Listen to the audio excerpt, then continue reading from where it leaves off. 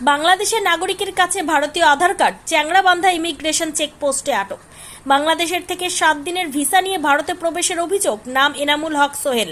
রংপুর, বাংলাদেশ থেকে ভারতে প্রবেশ করতে আজ বিকেল নাগাদ চ্যাংড়াবান্ধা ইমিগ্রেশন চেকপোস্ট চেকিংয়ে বিএসএফের হাতে আটক।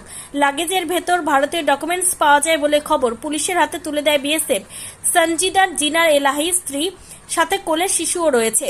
ভারতীয় ডকুমেন্টস পাওয়া যায়, প্যান কার্ড ও আধার কার্ড পাওয়া যায়। ভারতের দিল্লিতে চিকিৎসার কাজে এসেছিলেন বলে জানা যায়। কার্ড বানাইছিলাম ট্রিটমেন্টের বিল কম দেওয়ার জন্য। সেটা আমার কাছে পাওয়া গেছে আজকে।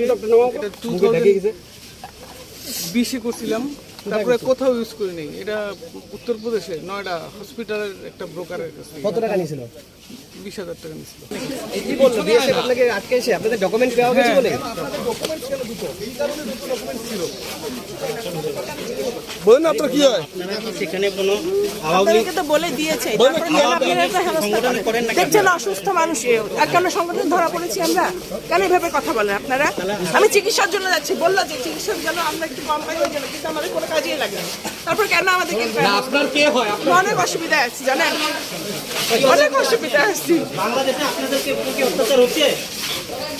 Bureau report, PB news. Dream life hospital, ঠিকানা বর্ধমান রাজ কলেজ মোড়।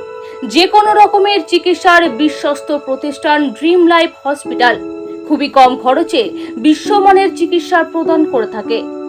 উন্নত মানের ওয়ার্ড কেবিন, পরিষ্কার পরিচ্ছন্ন পরিবেশ দ্বারা সুসজ্জিত চিকিৎসা ব্যবস্থা ড্রিম লাইফ হসপিটালে। বিদেশি মেশিন দ্বারা আইসিইউ, অপারেশন থিয়েটার এবং প্যাথোলজি ল্যাব 24 ঘন্টায় নিয়োজিত। এছাড়াও স্বাস্থ্য সাথী কার্ডেও পরিষেবা প্রদান করা হয়। উন্নত মানের পরিষেবা প্রদান করার জন্য আমাদের ডাক্তারবাবু, মেডিকেল স্টাফ এবং সিস্টাররা সকলেই বদ্ধপরিকর। যোগাযোগ করুন 7319525110 অথবা 9734762221 এই নম্বরে।